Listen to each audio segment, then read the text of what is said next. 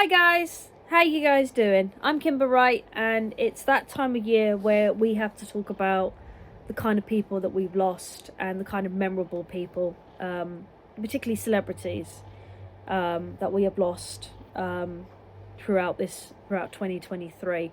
I will mention one thing before I start this video. These are celebrities that are more. When I learned of their death, I was highly devastated. I'm not into things like R&B or wrestling or rapping or journalism, so those type of people will not be on my list, unfortunately. There might be quite a few celebrities that I have completely forgotten, but these are the celebrities that really hit. There's also two special shout outs that really affected me when they passed away. So the first death that we want to talk about, let's start in January, is a guy named Adam Rich. Adam Rich, not many people know him, but if you've ever watched the cartoon series Dungeons and Dragons, you will definitely know his voice. He played the wizard, Petra, I think his name was, in the cartoon version of Dungeons and Dragons. He has appeared in other films as well, but it was the Dungeons and Dragons cartoons that made me really upset. I've seen the cartoon version. I really enjoyed it. And the way he plays the wizard, the kind of wizard who's helpful in a way, but he's also very doubtful on what he's doing. He doesn't like getting involved very much in anything. He also likes to show off a few times as well.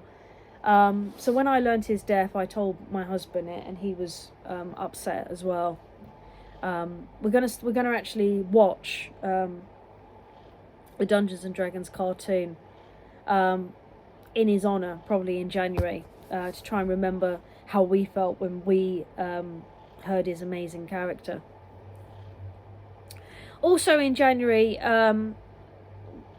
Netflix started a series this year called Wednesday, which is based on Wednesday Addams.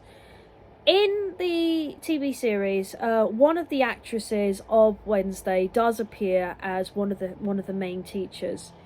Unfortunately, on the exact same year, we also learnt that another actress of Wednesday, Lisa Loring, passed away in January. Her passing was devastating to anyone who is passionate about the Addams Family franchise, particularly when you look at her when she was a young child playing Wednesday. She was amazing as Wednesday. It was a fantastic performance. She will be deeply missed by the Addams Family community, and well remembered throughout it. The singing world, and certainly those who are Mad Max fans, their world came crumbling down. And excuse the fun, it certainly was not the best when Tina Turner passed away.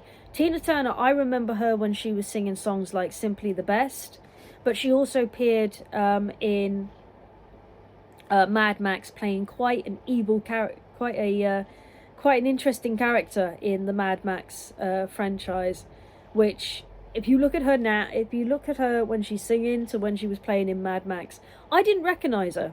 Someone had to point out that that was Tina Turner when I watched the Mad Max. And I do remember we were playing Tina Turner songs shortly after we learned of her death. She is an icon and a legend, and she will be remembered every time you turn the radio on and you hear her songs. She will not die out. She will be one of the many celebrities who will remain immortal through the kind of stuff that she has done. And on that subject, we'll talk about another person who will be immortalized probably forever. I'm still seeing it on TikTok. People are remembering him even more. And that is, of course, Chandler actor Matthew Perry. Now, interestingly enough, I'm not a Friends fan. I do know who Chandler is, and I have seen quite a few videos of Friends. but I wasn't a big, huge, ginormous Friends fan. I actually know Matthew Pelly from his portrayal of Mr. Clark in the show called Ron Clark, the movie, and that is basically about how the school system was changed thanks to one person taking a stand and realizing that a lot of people misbehave because they have no belief in themselves, or they are not in an environment where it is possible for them to believe in themselves.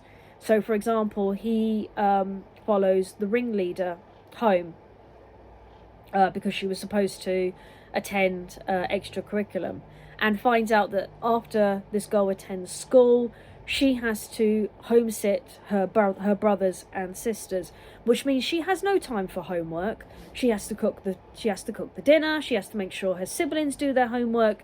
She has to make sure the kids are ready for bed, make sure everything is ready. She has to look after a little baby brother, and her mum does not believe in her either. Her mother believes that in order to get into top universities, you have to be really good in maths and English. And the mum's given up on the girl, and as a result, the girl had given up on herself. But Ron Clark's managed to persuade the mum to not only get the person who was babysitting the children while she was at work and her eldest daughter was at school, to hold the children a little bit longer so her child has time to do the homework that she needs, and to do extra stuff that she would love to have done. And as a result, the little girl, the young lady who it was believed would not be very good, I remember the quote very, very well. Your reward was her reward was supposed to be excellence in English, but she'd managed to receive top scores, the highest score in the whole, not just her school, not just her class, but her entire but the entire district. She'd managed to achieve top scores in English and maths. And when I saw that scene, I remember the mum looking absolutely shocked and surprised, and also really proud of her daughter.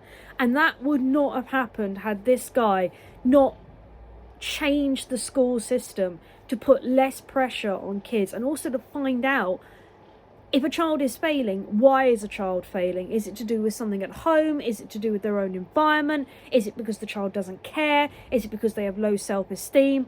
And what can people do in order to reflect it? And Matthew Perry's impersonation of this guy was just spot on. It was so amazing.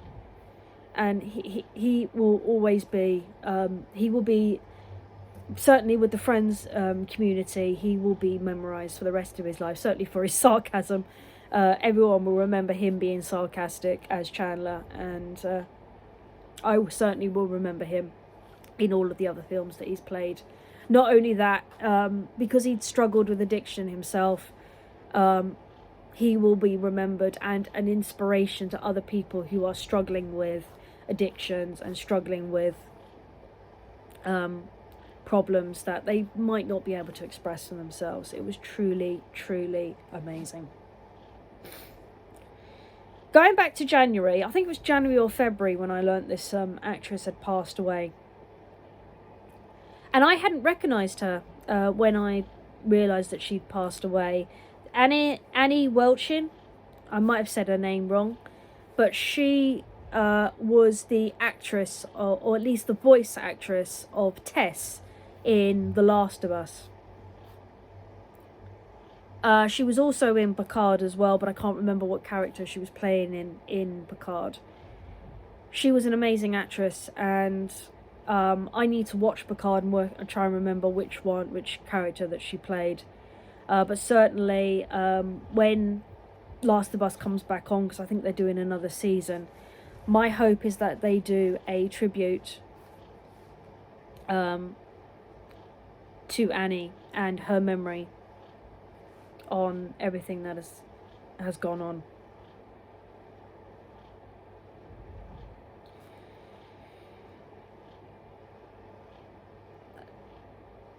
I don't know if many people remember this person. I remember him specifically because I was introduced to the TV series that he was in, and I hadn't realised that there's a possibility I might actually have met the guy. Those who are familiar with the Tomorrow People, not the new version, but the many years version, I think in the 60s, that Tomorrow People started, they will remember characters like Carol, Kenny, John, and of course Stephen, who was the main character in the first ever episode and continued on. He and John continued on as the series progressed. Stephen was played by a person named Peter Von Clark, and Stephen Jameson was a character that I really followed throughout all of it. He had broken out, which was their version of getting his powers in the TV series. His journey, as he's had to be the person who's being taught everything by Tim and the other characters, to having to teach other people all the stuff that he has learnt, has been an amazing inspiration throughout all of it. I found out about Peter's death from a friend of mine. I used to do gigs. I worked for a lighting company for 4.5, I think it was about 4.5 years. And I happened to be Facebook friends with a lot of the people that I did prepping the lights for.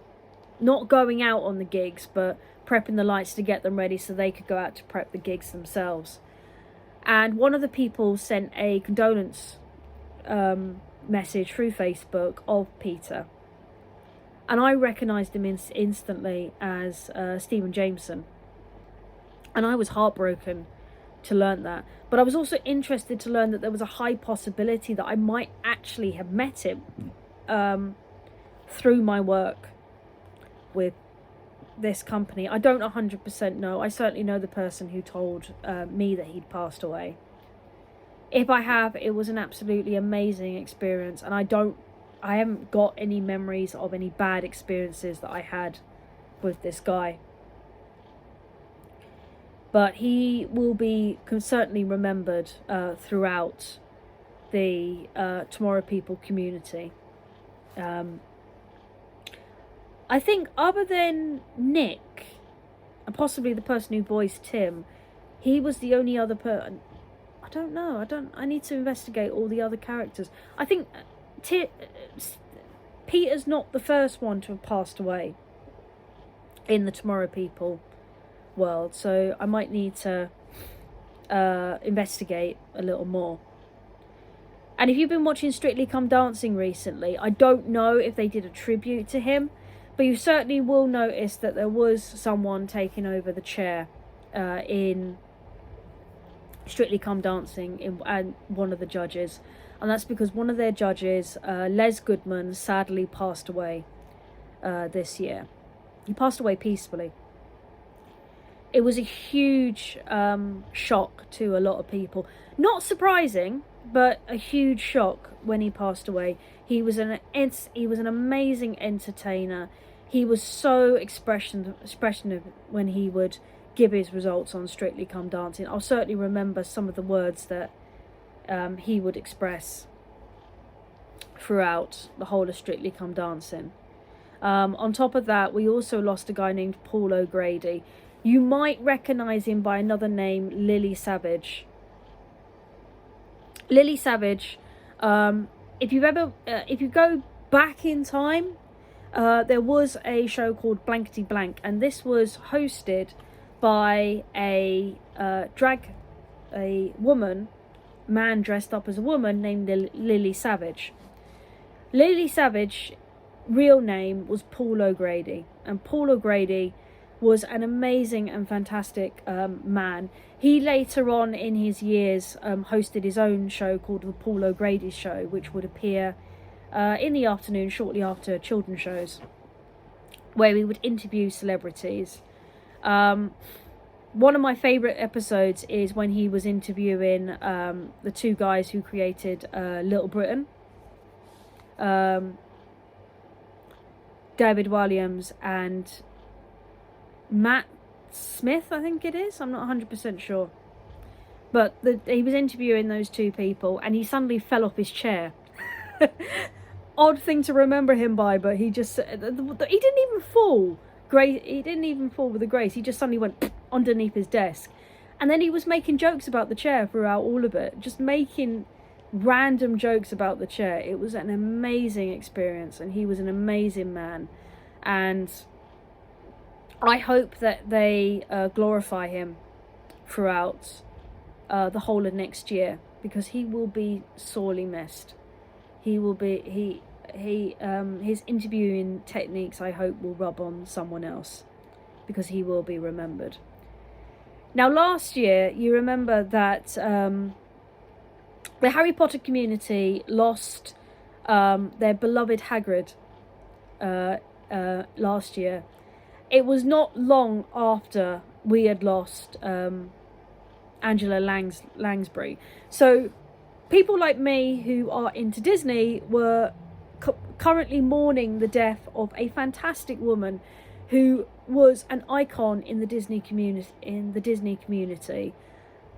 If you were a Harry Potter fan as well, on the exact same week, I think it was 2 days afterwards, you then had to mourn the death of Hagrid. I remember it. I remember I was doing a gig at the time, and I'd walked in and I said, I've just found out Angela Lansbury's just died.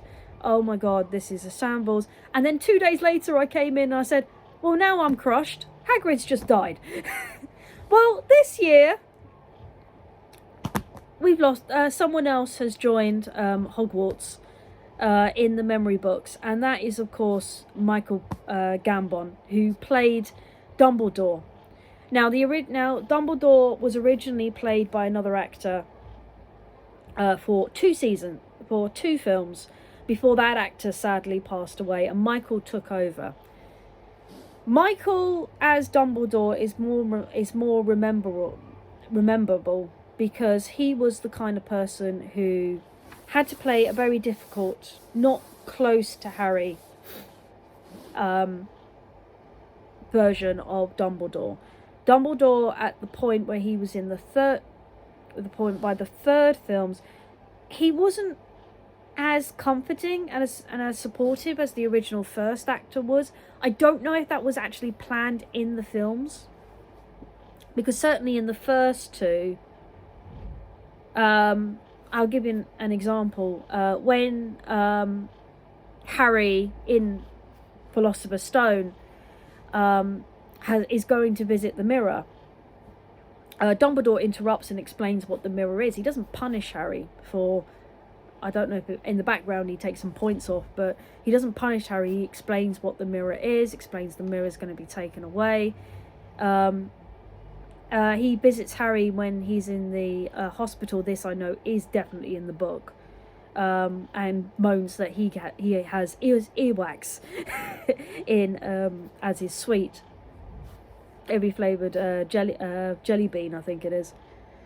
And then in Chamber of Secrets, he comforts Harry when Harry witnesses the death of Fawkes. Explains to him about Fawkes.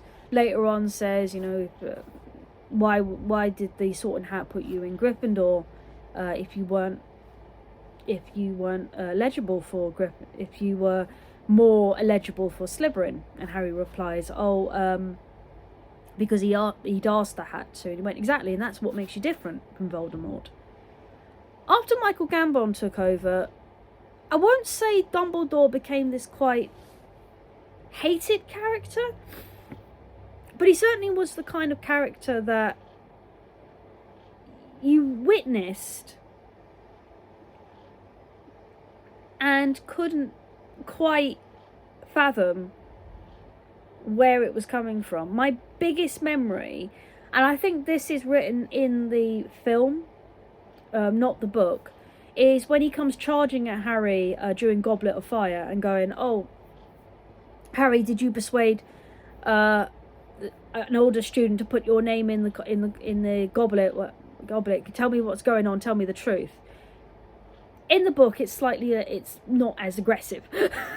That scene, That scene is kind of, did you put your name in the cauldron? No? Okay, fine. That one, Harry gets a proper telling off. I can get where they were going with that film, but it made Dumbledore be more aggressive. And I think it kind of spiced it up a little bit with the fact that we found out more about Dumbledore and Harry's relationship and how it went on. I've revealed too much. I'm not going to reveal too much so you guys can look at it.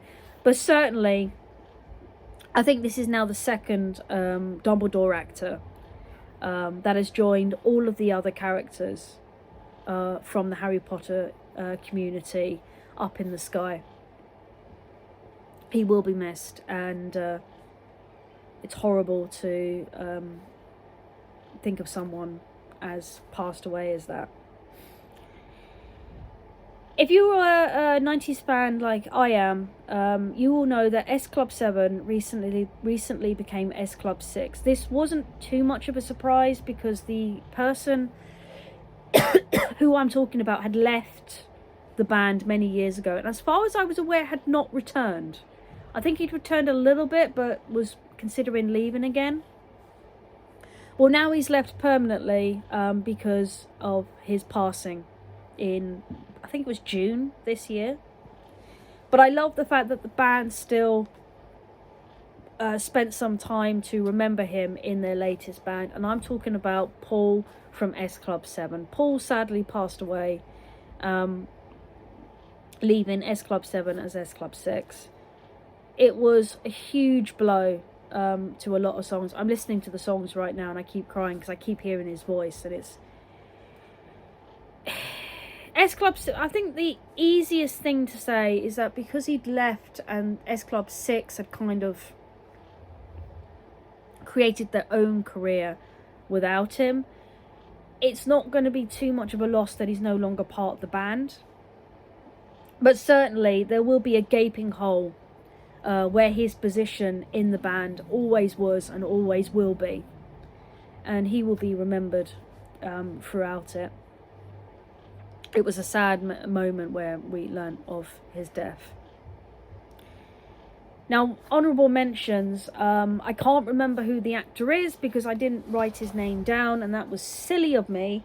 But the guy who did Fairy Tales in New York, the Christmas song, recently passed away. And I love the fact that in the funeral, they played Fairy Tales in New York at his funeral. It's like, if I ever become famous from a song, I'd want that song to be played in my funeral. I probably wouldn't want my family crying. I'd want them to celebrate my life. And I think playing the song that made him famous was a wonderful and fantastic tribute to him and to his memory. And now I'm going to talk about two people in my life whose passing away has been a huge, ginormous struggle. When I did my hosting LARPing game, I became a game runner for the first time this year. I chose this guy to be my man for the game. I chose him to be the main man for my game. This guy's name was Marcus, and here's a picture of him getting ready to play. He was an amazing man, and he was the kind of person who you could be a good friend with, and you'd be able to talk to him and he'd give you good advice. We went LARPing together. We also went to our Lotna meetings together. I'm struggling with his death. My mom had sent me a message saying she needed to talk to me, but she deliberately made it that she wanted to talk to me after work. I think it's because she knew that his death would absolutely upset me, and it did. It hit me like a brick that he'd passed away. I certainly know that he is deeply missed in our sci-fi group, and when we play our LARPing games together, his involvement in the games will be missed. we have many stories and many great tales about him, and he will be missed. Absolutely, he will be missed. On top of that, this month actually, me and my husband received the devastating news that my mother-in-law's great wonderful dog named Cassie passed away. Now Cassie, the only picture, I think I've got another picture somewhere in the house, but I don't know where it is. But this is certainly one picture that I've got of Cassie. Unfortunately, Cassie was not photo confident. You point a camera at her and she will run a mile. So this was the only picture that I caught of Cassie. But I will remember her as we're eating dinner.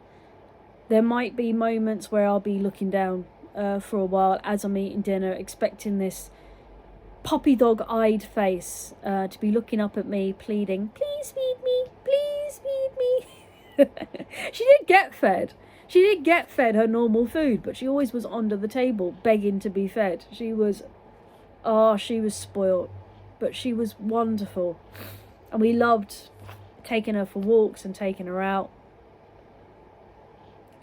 And we loved giving her warm hugs. She loved giving us kisses and cuddles. It was amazing. She will be missed. Every single celebrity, all of the celebrities and people who have influenced the entire world, they will be remembered throughout the whole of the communities as we go into the new year. My hope is that we get through at least a month without having to go through a celebrity's death. But certainly it's been incredibly hard. Even selecting these celebrities out of the thousands out of the many that have passed was incredibly hard. But they will be honoured and they will be missed. Anyway, before I burst out crying, I've got to head to work because the year's not done yet. But I hope that this year ends on a positive note. I'll see you guys next year. Take care, guys.